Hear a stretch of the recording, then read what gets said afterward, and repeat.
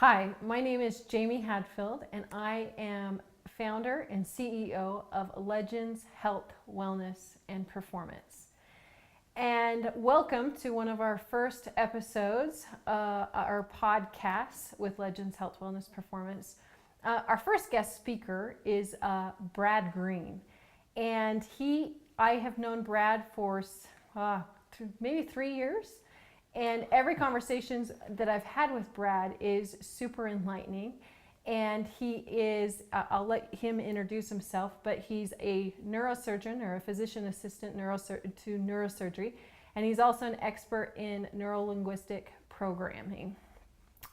So welcome, Brad. Well, thank you for having me, Jamie. Yeah. And thank you for all the wonderful words. You're welcome. Yeah.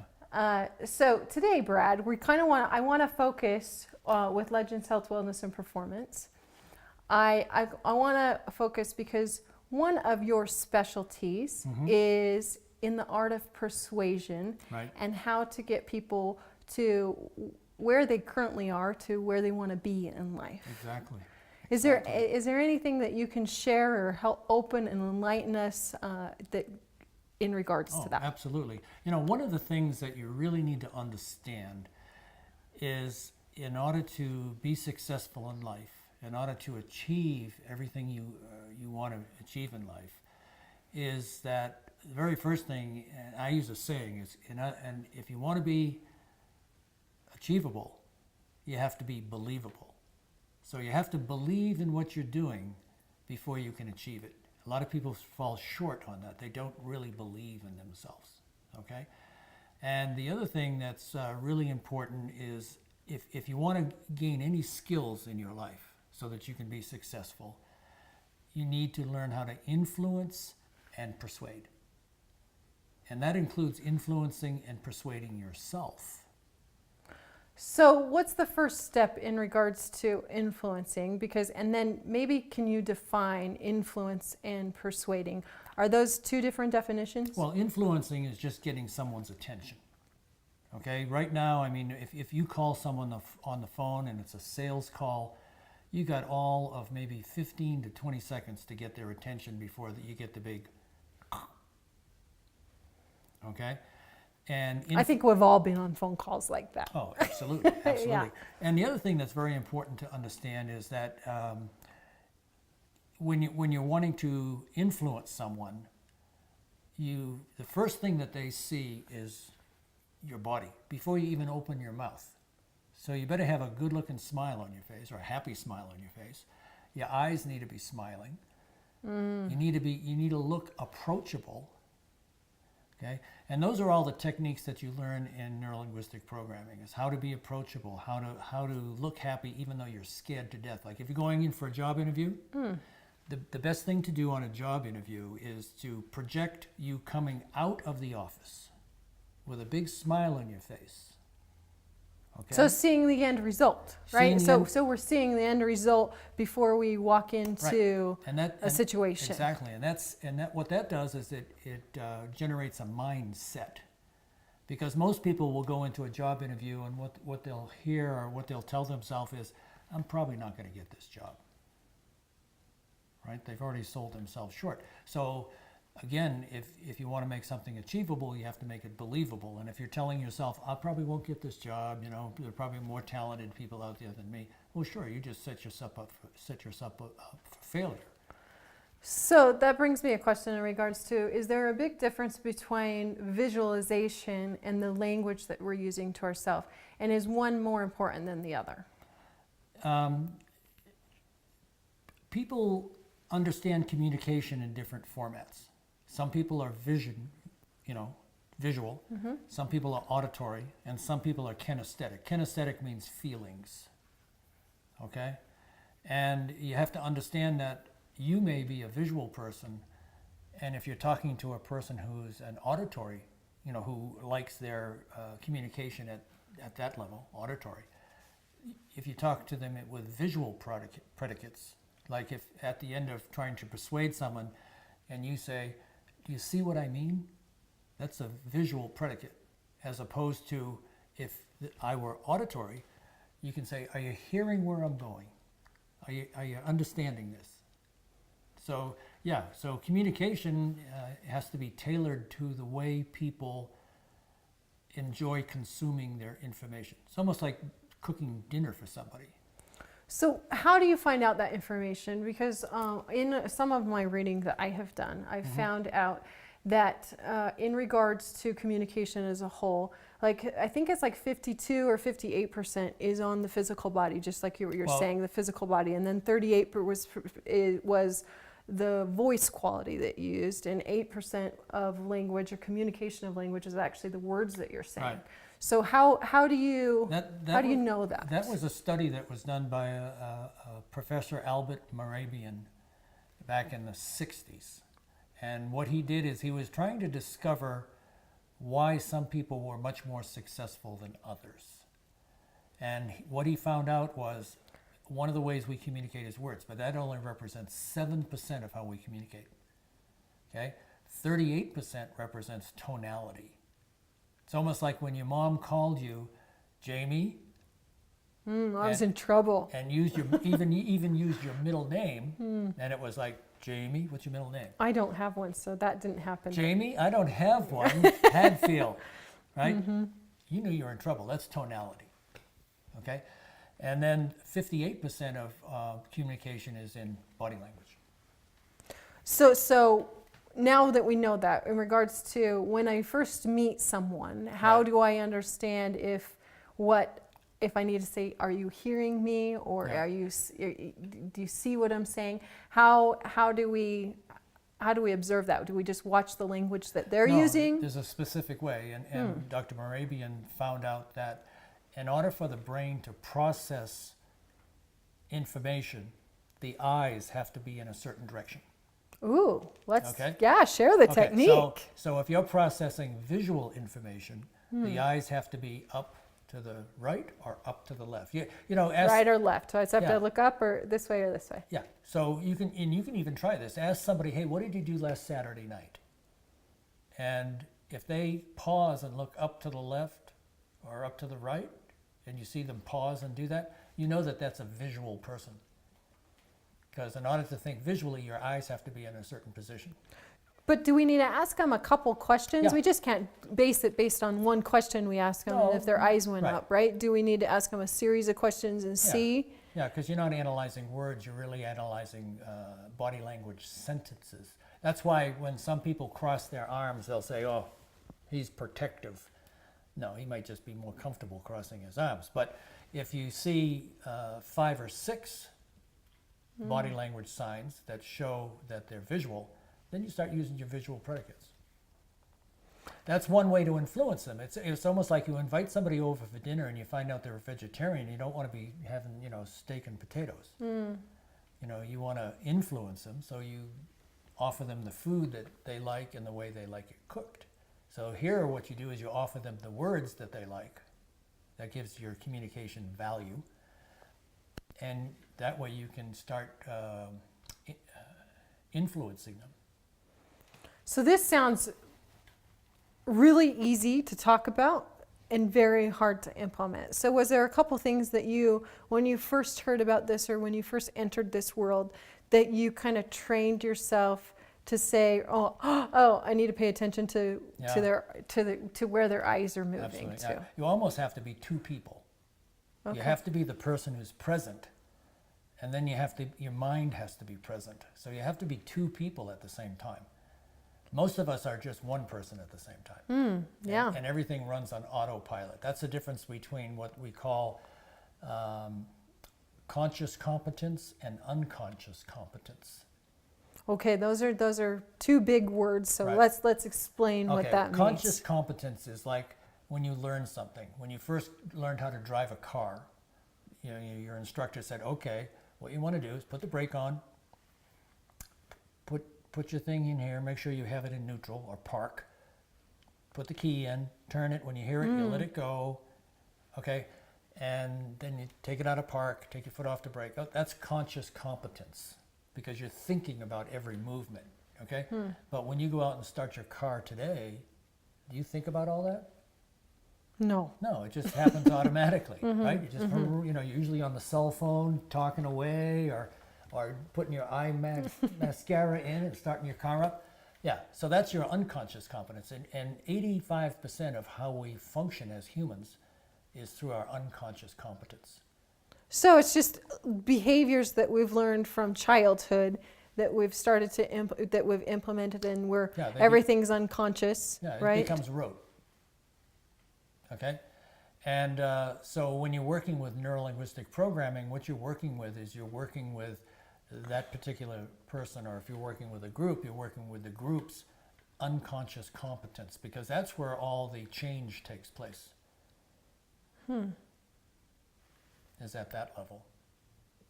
So is there a certain part of the brain that we actually use? I know that you did neurosurgery, right? And I own a company that is neuroprotective. One of the products that we sell is CBD, and it's neuroprotective, right? So is there a certain part of the brain that we use more than, in regards to that? You know, we always like to label and pigeonhole and, things, but actually your whole brain is being used. It's how the information is transferred back and forth. I mean, there are certain parts of your brain that do certain things, but in that type of thinking, what you're talking about, you're actually using your whole brain. And there's a misconception. You always hear people say, wow, people only use 3% of their brain.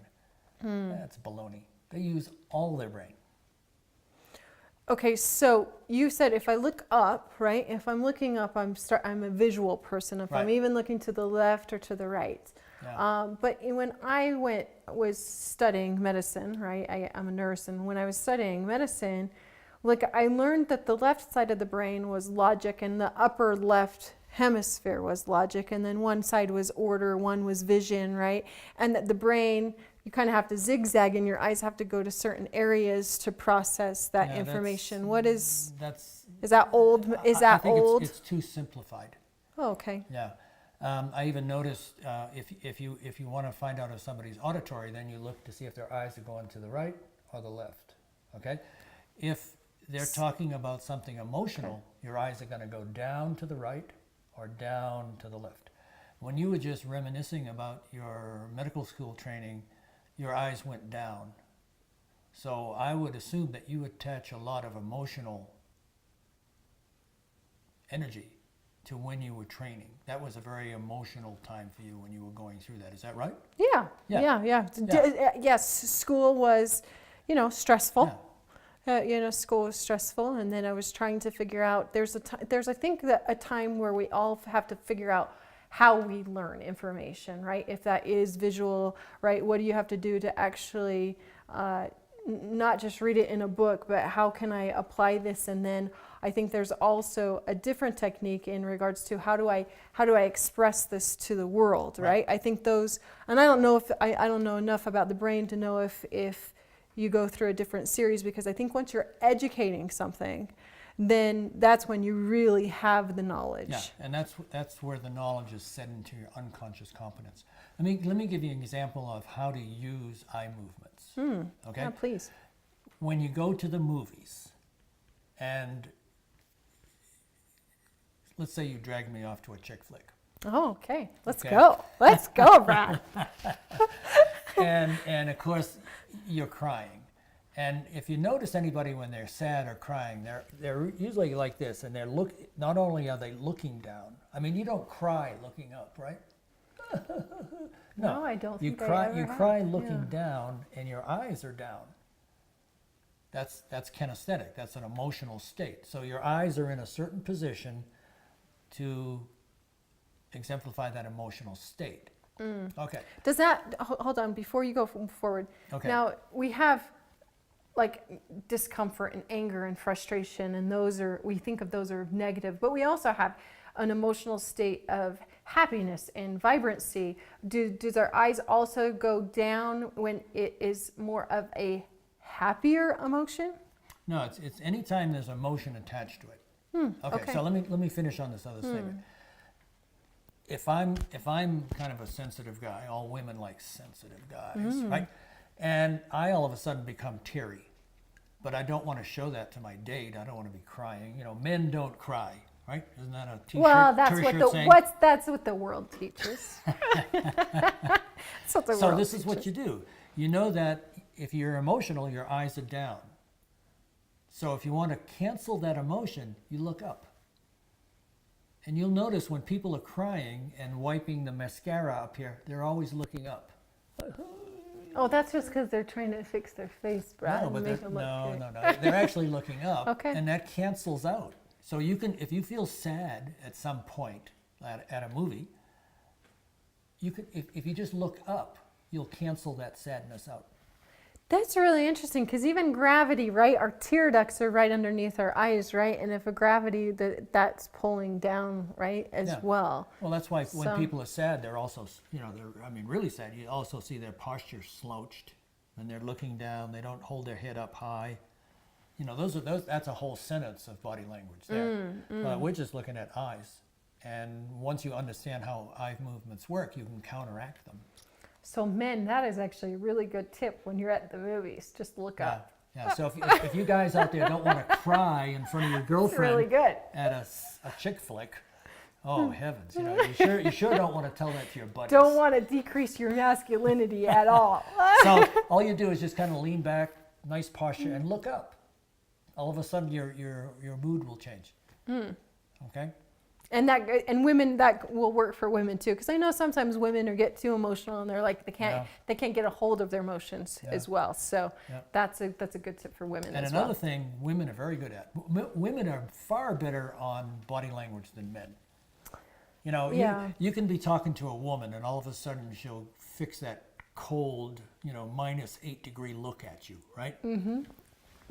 Oh, And what does the guy usually say? What? What did I do? What did I do? Most guys, I'm sorry to say, but they're not as intuitive as women. Women are very intuitive to body language. Okay? Men are much more intuitive to tonality. Okay? No, they don't like to be yelled at. That's why they don't give me those orders. Don't yell at me. Like that. So, with women being much more intuitive, they pick up on neurolinguistic programming much more easily. And it's always fun when I give classes. It's always fun to have 28 women out there that you're teaching, and maybe 5 guys. Sometimes the guys feel like, oh, all those women are ganging up on me. No. and so is it harder for men to learn?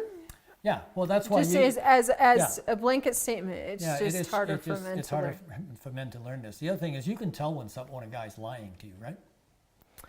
Yes, Before he even opens his mouth. most of the time, Yeah, yes. because one of the key things to lying is you ask somebody a question and they pause and think about it for a while. Like, so, Brad, where were you last night? And Brad pauses. What am I going to tell her? Do I tell her the truth? Do I tell her really where I was? Do I tell her I got a new chickie poo? Heaven forbid. Right, so women can pick up on that, but it's very innate, natural in women. It's not very innate in men. So men can really benefit from neurolinguistic programming because once they understand body language, once they understand the tonality, then that whole mystery of understanding women kind of melts away, and you have an awakening.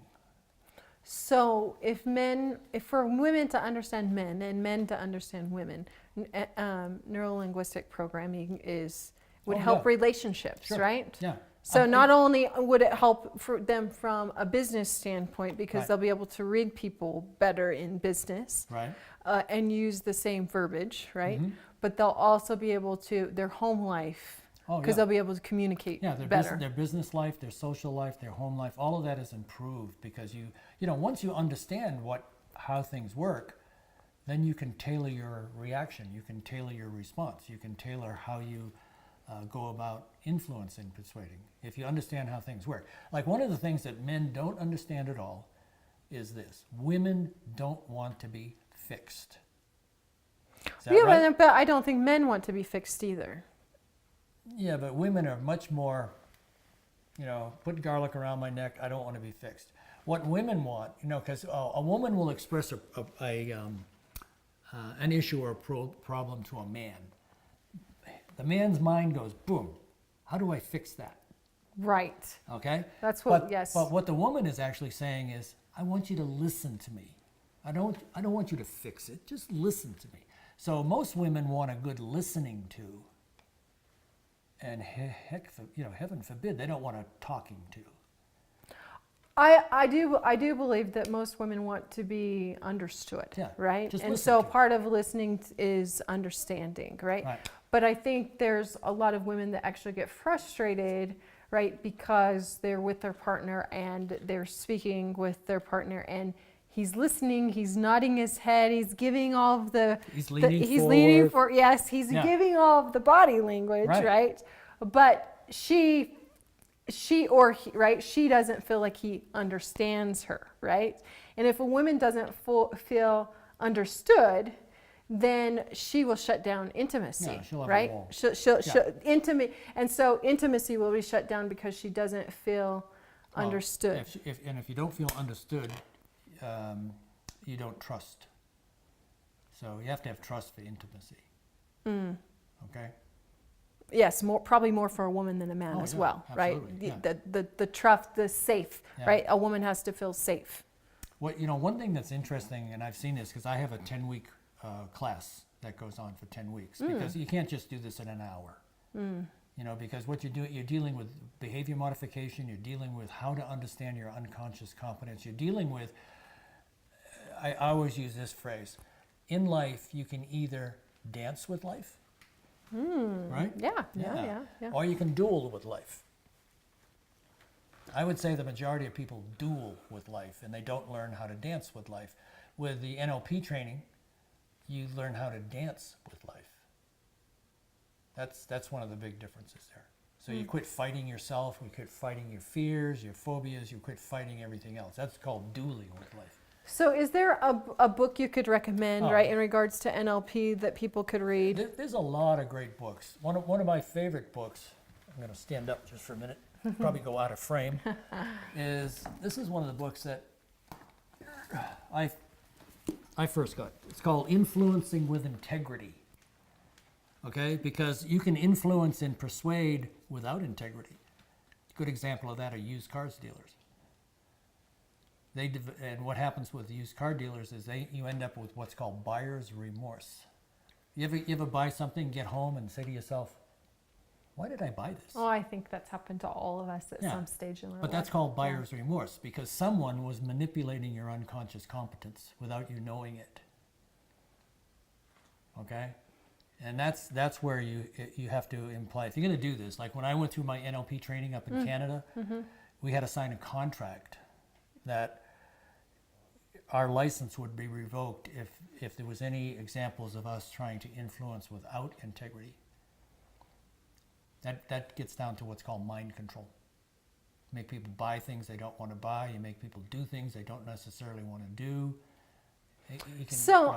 That's really interesting because I've been to several different seminars, and as I went through different seminars, the sales pitch of whatever their funnel that they're trying to sell or to pitch, right? If it's a product, if it's a book, right?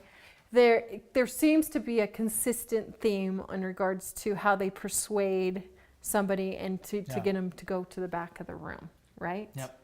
So, do you have experience? Because it was funny because then once I started owning a product, right, I started looking at that and I started to look, well, how are other companies doing it? Because it's tried and true. What's the tried and true? And I think for business owners out there, we do try to follow that. So does this book or any of your training speak about that? This book is great because one of the things is if you're in the corporate world and you're having a lot of meetings, right? I don't know why, but CEOs and vice presidents, for some reason, 50% of their time is at a meeting. Like, I don't know what they do at all those meetings. But collect data. Yeah. So usually you go to a business meeting, and there may be 20 people at the meeting. You have an agenda. The other person next to you has an agenda. This guy over here has a different agenda, and maybe the president has a whole different agenda. So if you have all these different agendas, you're never going to resolve anything.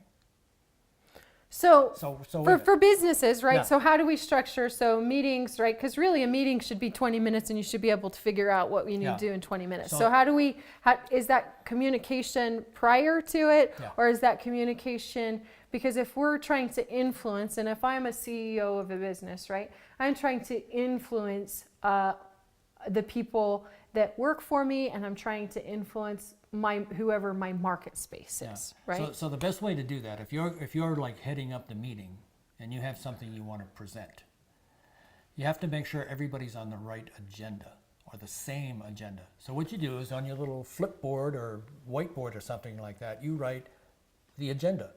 This is what we're going to talk about. This is what we're going to accomplish. This is when we're going to do it, or this is how we're going to do it. Okay. When you see somebody in the audience trying to sabotage your agenda because they have their own interest, you just go up here and go, not on the agenda, and don't respond to them anymore. So you have to be in control.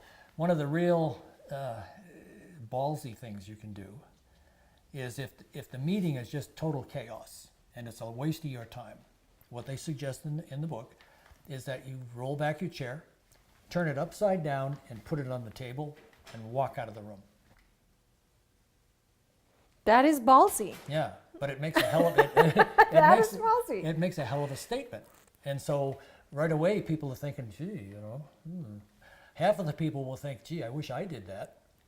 I wish I had the courage or balls to do that. And the other people will be you're just throwing them curve. But what you're saying about yourself, here's an example where this action is influencing and persuading your group. First of all, you're influencing them to say, hey, look, if this meeting is not productive, it's just wasting my time, I don't want to be here. So right away, you've told these people, I don't want my time wasted.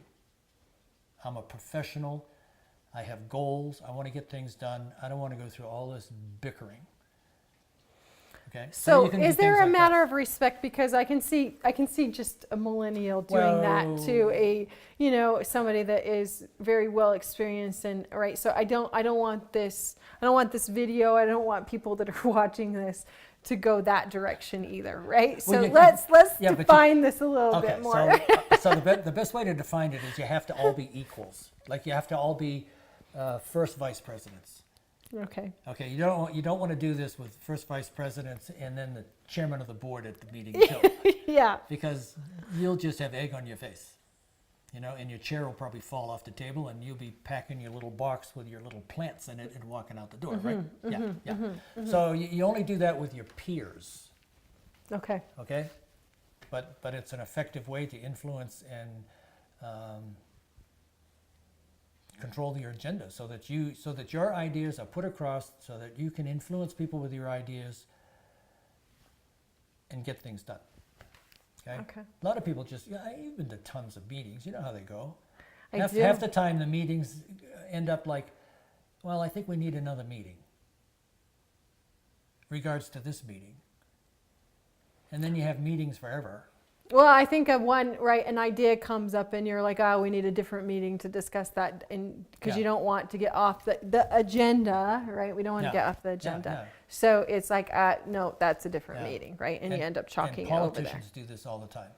Problem come up, they say, oh, we got a committee on that. And it's like, we got a committee. We're done. We did our job. We got a committee, and the committee goes on for, 40 years or something like that. In politics, some attorneys that are first graduate from law school will work on a certain problem in a committee for their whole career and never branch out anywhere else, because some of these things just drag on and on and on. Well, that's niching and becoming an expert in one thing, right? So we're getting a little off the subject in more detail, but the things you want to remember is, if you want to make anything achievable, you first have to make it believable. And that's where you work with your unconscious competence. Okay. You need to learn the skills of how to influence and persuade. Okay? That will... And some of that's with eye movements, the upper eyes. That's how you learn how to... if you're going to communicate with people, you have to communicate with them at their level, or how they like to be communicated to. Okay. Okay? because you can communicate with people. You ever get like the deer in the headlights? You know, you're talking to someone and they're... I have. Yeah. Yeah. Do you think there's any communication I think value? once you start using medical words, or I think both you and I, when we start saying medical words, I do it with my family, and I'll say, and I'm like, oh yeah, they probably don't know what that word means. You know, a lot of residents, because I used to teach the residents at University of Utah, and a lot of them will give explanations as to what are you going to do with me, and they'll say, well, we're gonna work on the suprathalamus and blah blah. Yeah. You know. Yeah. You know, and so you really need to bring your level of communication down to like 6th grade level. You know. To in order to influence and persuade, we need to talk at a See, most people 6th think grade if they level. use big fancy words, they're going to influence people. No, you're just going to plow them over. They're going to listen to you for 10 seconds and then. Well, thank you, Brad. You're welcome. I've really enjoyed this conversation in regards to, and I think the viewers out there in regards to how to influence and persuade and how to get more of what they want out of life. I think you have offered a lot of valuable tips. So thank you. Oh, you're welcome very much. Yeah. You know, if you get some feedback from this episode, I'd be glad to answer questions for you. Oh, fantastic. So that we can communicate to our audience, because everybody's a little bit different. You know, not only are they visual and auditory and kinesthetic, but they're a little different. And that comes into a cultural background. One of my undergraduate degrees is in medical anthropology. And if you're going to influence and persuade people to follow a particular medical regime, like take this pill 3 times a day, you know, stand on your head and rub your tummy with your left toe. You know, most people will say, what? But if you really want to get them to follow your prognosis and follow your regime for them to get well, then you really need to gain that rapport with them if you're going to influence and persuade them. So it's the same with your CBD oil products. In order for those to really work well, you have to really believe in what they're going to do. Because most people will take a thing and they'll say, well, you know, I'll try it. How much of a commitment is there in try? It's almost like Yoda. What did Yoda say? Do, don't try. Yeah. Yeah. Yeah. And with CBD, really, you need to give it, 3 weeks actually for it. Absolutely. You actually have to take it for 3 weeks to actually see if there's the benefit. And a lot of times people are like, well, I don't feel any benefit. And well, it is maybe because it's internal and it's anti-inflammatory, right?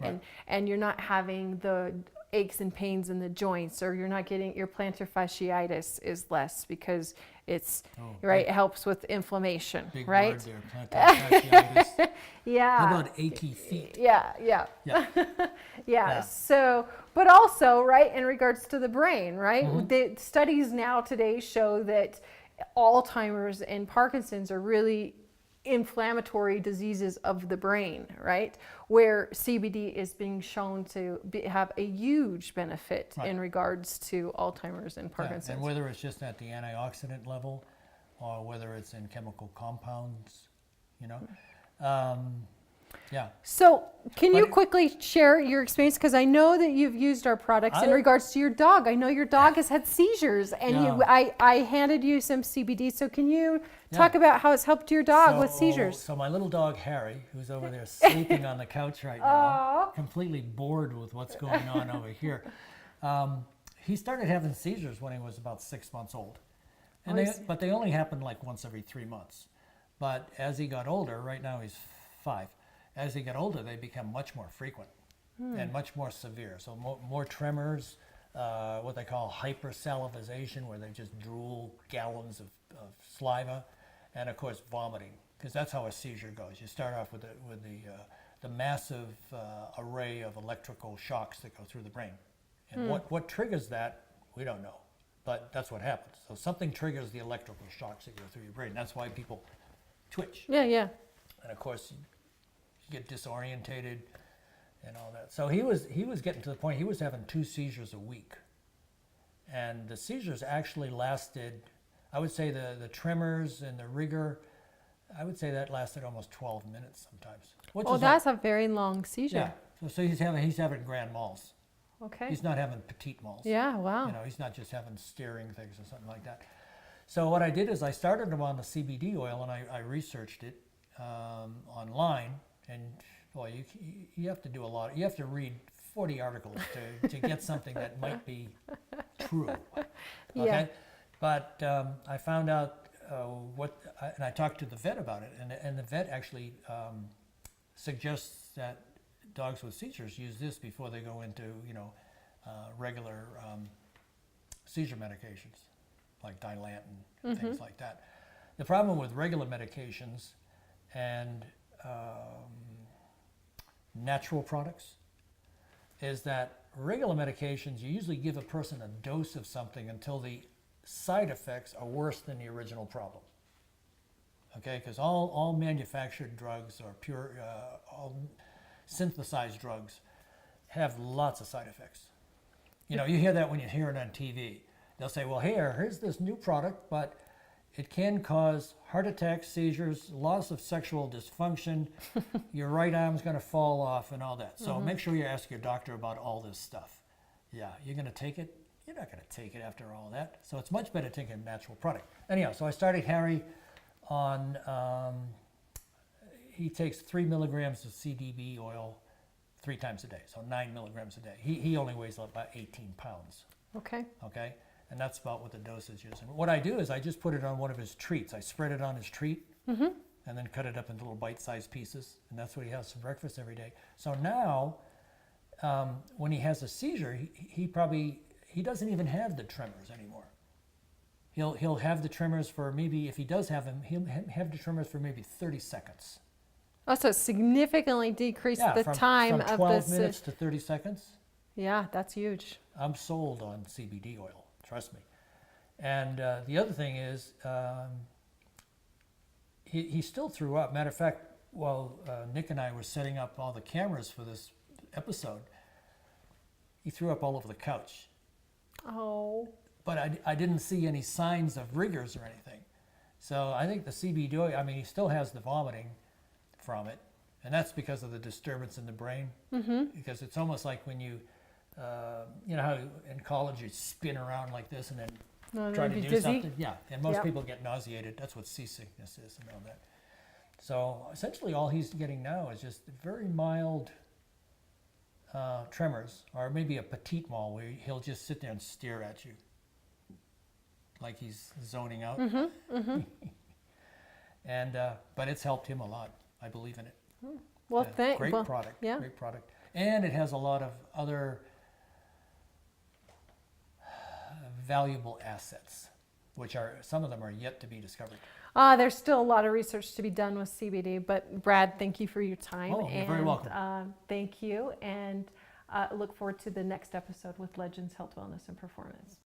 Thanks for joining us for this episode in regards to the art of persuasion. I think Brad Greene did a wonderful job in explaining and giving us tips and ideas on how to move forward and things that we could do and we could start doing today. If you want to join us and if you enjoyed this episode, please follow us on any of the social media outlets. Instagram, it's legends_health. Or you can follow us on Facebook or Twitter. And we look forward to bringing the next episode to you. If you have any questions in regards to this episode, please email us and maybe we can get Brad back to do another podcast.